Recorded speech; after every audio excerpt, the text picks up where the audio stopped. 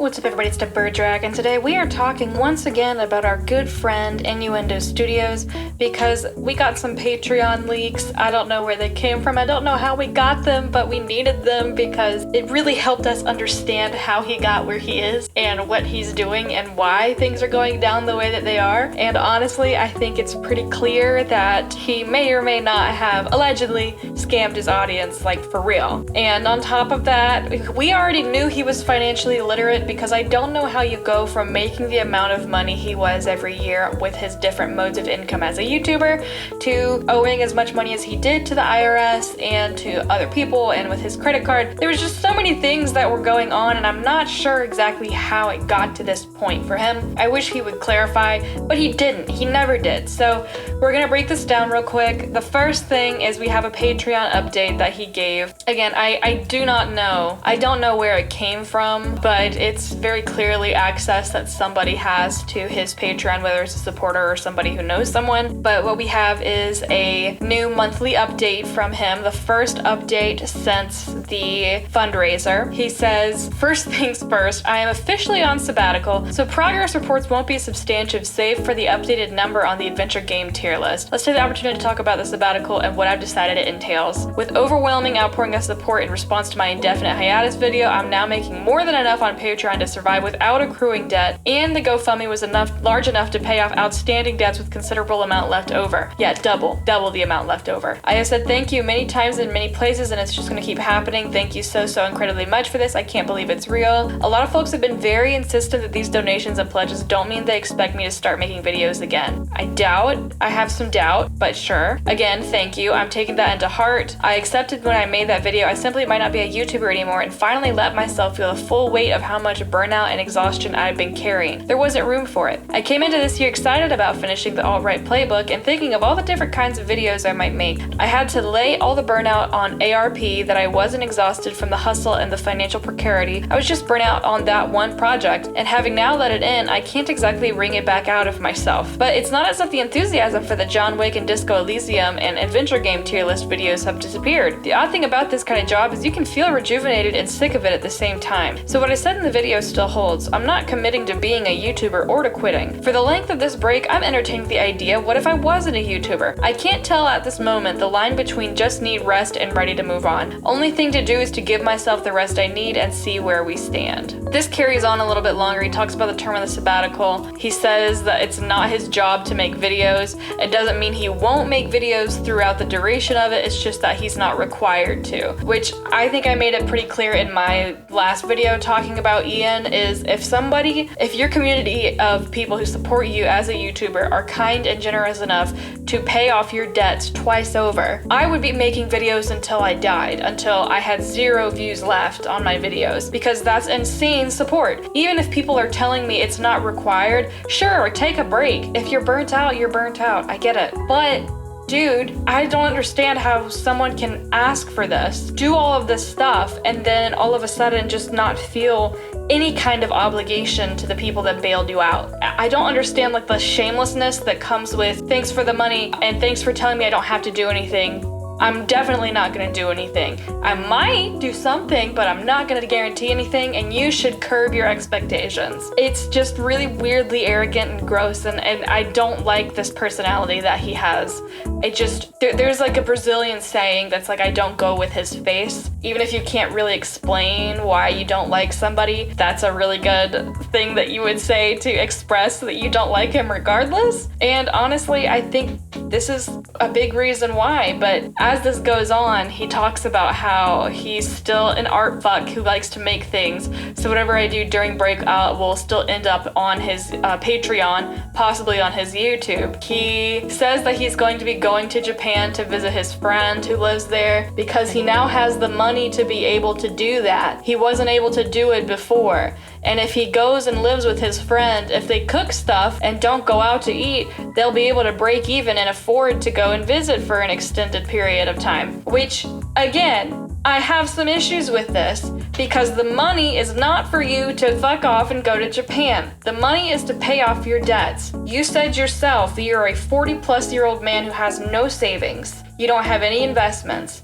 You have nothing going for you except the generosity of your community. And instead of thinking to sock away the excess and work to get your shit sorted, you decided now's the time to go to Japan. I think that's really selfish. Somebody in one of my somebody commented on the last video I made on him. He has kids. I didn't know he had kids. If I had kids and I was deeply in debt and had no savings, I had nothing to leave to these children, all of the excess would be going into savings, would be going into providing for those kids' future, because that's the mature, responsible adult thing to do. If he doesn't have custody, if he's paying child support, fuck off, I guess, but at the end of the day, this is just a really self-centered and fucked up thing to do. Like, I really will never fully understand how he got himself to this point, but it doesn't excuse the fact that he is spending the money that was given to him out of the kindness of his viewers' hearts to go towards paying off the mistakes he made. He's using it to go on a trip to Japan, to go weeb out in another country. But it gets worse, because in the comments of this update, which again, it keeps going, it's a big update. One of his supporters commented in the update saying that he's definitely gonna have to pay tax on those GoFundMe funds 100%. You really, really need to expect it. Because the way Ian's been talking about the money is like it's a donation, it's a gift, it's tax-free. He just got $155,000 in his pocket. And at no point has he considered talking to an accountant or a lawyer or getting advice from somebody on what to do with this money, how do I handle this, how do I go about reporting this on my income, because even though it's a gift, even though it's a donation, it's income. This guy who's been on the phone with the IRS on and off for months, if not a year or more now, didn't think to reach out to the IRS about how to handle this gift so that it doesn't bite him in the ass a year from now when taxes are once again due. And so Ian responds, if you know something every search I've done doesn't, you're gonna have to tell me what it is. And he links to this one website. This website is a Kentucky news website. It is a local news website. And it says that the answer is going to depend on what the money's used for, but in most cases, you'll see a share no, it's not considered taxable income. The IRS says if crowdfunding contributions are made as a result of the contributors' detached and disinterested generosity, and without the contributors receiving or expecting anything in return, the amounts may be gifts and therefore may not be included in the gross income of those for whom the campaign was organized. The phrase detached and disinterested may seem kind of cold, but that just means people who are donating don't expect anything in return and they aren't being compelled to give. So if you're donating to someone's medical bills or to replace things they lost in a fire or tornado, those would fall under that heading. There are exceptions. For example, if the person giving that money expects a product in return, then it could be income.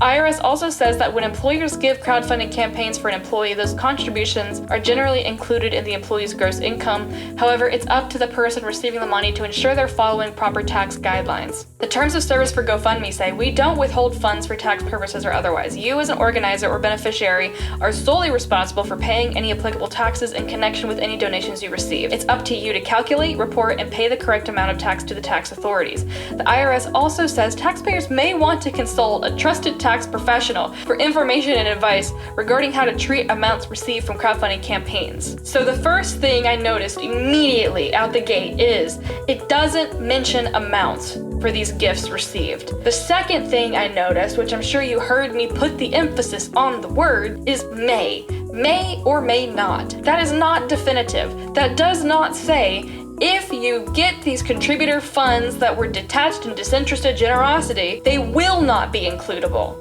They will be gifts. It doesn't say that, because there are exceptions to this rule. And I'm not going to say anything definitive myself because I'm not a tax professional. I'm not an accountant. I'm not going to rely on a Google search to confirm that. What I will say is that Kentucky website, which again was a bizarre pull to me, the information in the second half of that was pulled from the IRS page talking about money received through crowdfunding and if it's taxable or not. The IRS is telling you, consult a tax professional. Because another thing about this is that this isn't just about him as an individual. He's listed as the owner of Innuendo Studios. Like, it's a business. It's a company that he owns. I feel like that might have an impact on whether or not that's going to be taxable. So there's no telling like how this is gonna go. But I think it would be really foolish to just look at Google, rely on the answers that he received, and he's putting an awful lot of trust in that may or may not. I think it's incredibly stupid. But we're talking about a guy who has 3 years worth of back taxes and is given every excuse in the book not to actually do the work to get shit paid off. He has a similar issue to other left-wing YouTubers that were talking about this. Xander Hall and Vaush both discussed this, and they both were saying that there's just no money in politics right now for the left, which is completely untrue.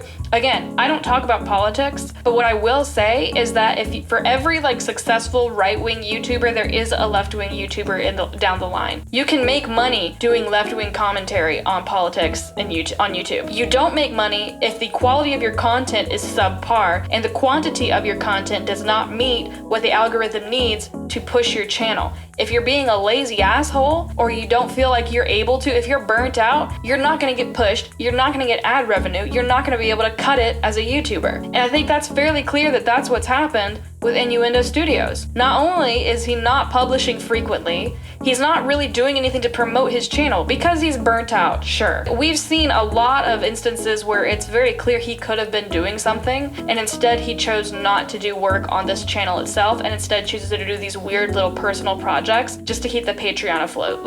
Innuendo Studios, Ian is not good at this. He should not be posting anything because honestly, this is all self-inflicted. Again, I will always think that it's very admirable and sweet that his community was willing to do this for him, but seeing the fact that this is how he's talking to people in his audience, if you know something that I don't know from my research, that's such a shitty thing to say to somebody who probably just bailed you out of a generational amount of debt. It just doesn't sit well with me. And so I'm gonna be curious to see if Ian ends up actually addressing any of this shit that people are criticizing him for the Japan trip, or criticizing him for how he's handling the funds. We'll see, but we literally just watched this guy who admitted outright that he doesn't manage money well get handed $155,000, and the first thing he's openly confirmed is that he has paid the amount needed to those who gave him personal loans, and that he's going to Japan with the money that was fundraised. It's just really irresponsible, and if Ian thinks that the first thing he needs to do is use the money to go on a trip that he's wanted to go on instead of using it to provide for his family, no, that rubs me the wrong way. So if we get more updates on this, I will obviously let you know. For now, this is really all we have. More proof that Ian's a jackass, basically. And it just leaves a sour taste in my mouth that this is what he's doing with the money. But that's all I have to say for now, so I guess I'll see you guys in the next one.